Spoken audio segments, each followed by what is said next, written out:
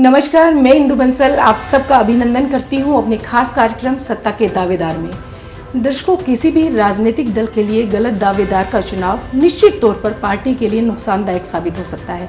हमारे साथ हैं सोनीपत विधानसभा क्षेत्र से ललित बत्रा जी। बत्रा जी, आपका राजनीतिक जीवन कब से शुरू हुआ? देखिए, मैं आपको बताता हूँ कि हमारा सारा परिवार जब पाकिस्तान से यहाँ शिफ्ट हुआ सोनीपत जी, तब से हमारे फादर जो थे वो राष्ट्रीय स्वयंसेवक संघ के कार्यकर्ता थे जी। और सोनीपत में जो 4 लोगों ने संघ की स्थापना की, संघ का काम शुरू किया, he is one of them, उनमें थे। तो बाल्यकाल से हम शाखा में जाते थे संघ की। तो वहाँ जाते जाते 1975 के अंदर इमरजेंसी लगी थी देश में। इंदिरा गांधी ने लोकतंत्र की हत्या करके सभी दलों पर, राजनीतिक दलों पर बैन लगाया था, सभी मीडिया चैनल्स पर बैन लगाया था। तो उसके विरोध में संघ ने डिसाइड किया था पूरे देश में कि हम लोग सत्याग्रह करेंगे और जेल भरो आंदोलन करेंगे। तो राष्ट्रीय स्वयंसेवक संघ ने पूरे देश में ये काम शुरू किया।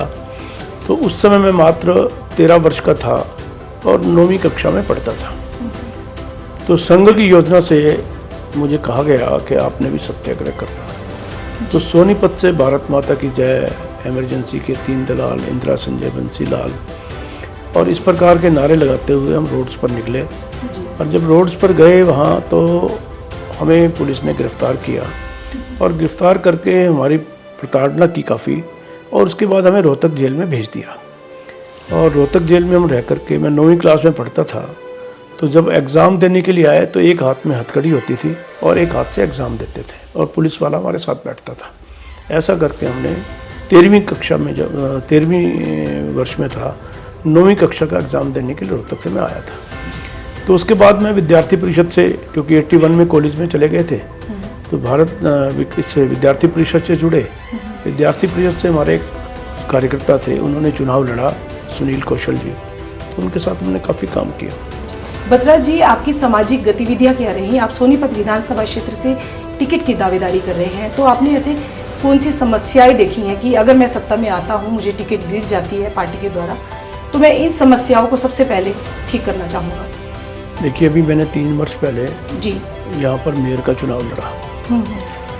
पार्टी ने मुझे बुला करके टिकट दी और मैंने 59,000 वोट यहाँ पर प्राप्त किए। और जिस दिन से मैंने 59,000 वोट प्राप्त किए, मेरे अंदर एक ऐसा हौसला आया कि मुझे जनता की सेवा करनी चाहिए, क्योंकि जनता मुझे पसंद करती है। और आपकी जानकारी के लिए बता रहा हूँ कि सोनीपत विधानसभा और कुछ गांव उसमें जुड़े थे और कुछ टिकट्स हमने जेजेपी को दी थी, भारतीय जनता पार्टी का समझौता था। तो उन गांवों से मैं 13,000 वोटों से हारा। पर सोनीपत विधानसभा जो अपने आप में थी, उससे मैं थोड़ा सा जीत करके गया। तो उस समय से लेकर के आज तक आप सोनीपत की जनता से भी पता करिए, आपको पता लगेगा। क्योंकि खाली मैं जो कहूँगा, मैं तो अपनी फेवर की बात कहूँगा, पर मज़ा तब आएगा जब आप जनता के बीच जाएंगे, जनता से पूछेंगे कि 3 साल हो गए, 4 साल ललित बत्रा जी को आपके बीच में आए हुए, कि उनकी वर्किंग कैसी है। अगर वो आपको जो बात मैं कह रहा हूँ वो सत्य बताएं तो मेरी बात को ओके कर देना, नहीं तो मान लेना कि मैंने झूठ बोला मीडिया के सामने। देखिए, मैं अपने ऑफिस में सुबह 11 बजे से लेकर के लगभग 3 बजे तक पब्लिक डीलिंग के लिए बैठता हूँ। और भगवान की कृपा से मेरी काम करने की जो शैली है बाकी लोगों से, विधायकों से अलग है जी। मैं तुरंत मौके पर, मान लो आप समस्या लेकर के आए, मैं आपको ये नहीं कहूँगा भी आप अपना कागज़ दे जाओ, मेरे पीए को लिखवा दो, मैं फ़ोन कर दूंगा, देख लूँगा, नहीं। आप मेरे सामने बैठेंगे और मैं आपकी तुरंत समस्या का संबंधित अधिकारी को फ़ोन करके साथ के साथ कर दूंगा। और मान लो आपका काम नहीं होने वाला, क्योंकि ज़रूरी नहीं होता कि 100 की 100% काम हो, तो आपको जानकारी हो जाएगी कि मेरा काम ये ठीक नहीं है और ये काम इस वजह से नहीं हो रहा। यानी पिछले 4 साल के अंदर जो जनता ने मेरी कार्यशैली देखी, शायद उसी का परिणाम है कि इतना लोग मुझे आज पसंद कर रहे हैं। बत्रा जी, आपने अभी बताया कि आप संघ से जुड़े रहे, तो संघ को आप किस रूप में परिभाषित करना चाहेंगे? देखिए, संघ एक ऐसी संस्था है जहाँ पर व्यक्ति निर्माण का काम होता है जी। वो राजनीतिक, डायरेक्ट राजनीति में नहीं वो करते, इन्वॉल्व नहीं होते, जी। पर उनके दिए हुए संस्कारों के द्वारा हम राजनीति में काम करते हैं। जी। तो आज अभी जो हमने मेयर का चुनाव लड़ा, कुछ संक्षिप्त में बताइए आप संघ की। देखिए, संघ के अंदर जैसे मैंने बताया व्यक्ति निर्माण का काम होता है। बिल्कुल। मुझे तो याद है, मुझे तो अपना ये भी याद नहीं संघ प्रवेश मेरा कब का है। जन्म से ही पिताजी के साथ छोटे से थे, बाल काल में पहली दूसरी में पढ़ते होंगे, तब से शाखा में जाना शुरू किया। और मैं सौभाग्यशाली रहा कि संघ की शाखा में जाकर के जो मैंने संस्कार लिए, आज वो सोनीपत की जनता आपको बता सकती है। मैं अपने मुंह से बताऊंगा तो थोड़ा अच्छा भी लगेगा। मैंने अभी जो मेयर का चुनाव लड़ा, उस मेयर के चुनाव में मैंने, अब मेरी वीडियो निकाल करके देखेंगे, मेरे भाषण का जो मुख्य उद्देश्य था वो ये था कि मैं सोनीपत में बदलाव चाहता हूँ, राजनीतिक बदलाव चाहता हूँ। सोनीपत को मैं पंचकुला की तर्ज पे डेवलप करना चाहता हूँ। वहाँ पर उन्होंने क्या किया, मैं आपको थोड़ा सा बता देता हूँ ताकि जनता को ध्यान रहे कि मेरा आईक्यू क्या है, जी बिल्कुल, मैं क्या करना चाहता हूँ। जी बिल्कुल। मान लो जनता मुझे, पार्टी मौका देती है और जनता मुझे चुनती है, तो मेरे आईक्यू क्या है। आपके चैनल के माध्यम से मैं जनता को स्पष्ट करना चाहता हूँ कि मैं सोनीपत को एक सुंदर, चाहती है सर जनता, मैं एक सुंदर शहर बनाना चाहता हूँ, जो कि आज तक के, देखिए जितने भी हमारे विधानसभा में जीते लोग, आप उनकी बैकग्राउंड उठा करके देखिए। पैसे के आधार पर अनाप शनाप पैसा देके,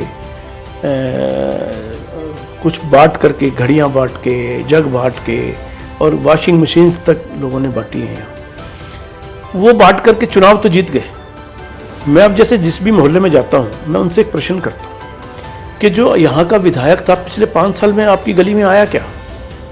एक भी गली से मुझे ये सुनने को नहीं मिला कि विधानसभा जीतने के बाद वो कभी आपके इलाके में आए हैं। जी। और मैं रेगुलर जो है, शाम को मेरे कार्यक्रम, चाय के कार्यक्रम होते हैं और हर गली में होते हैं।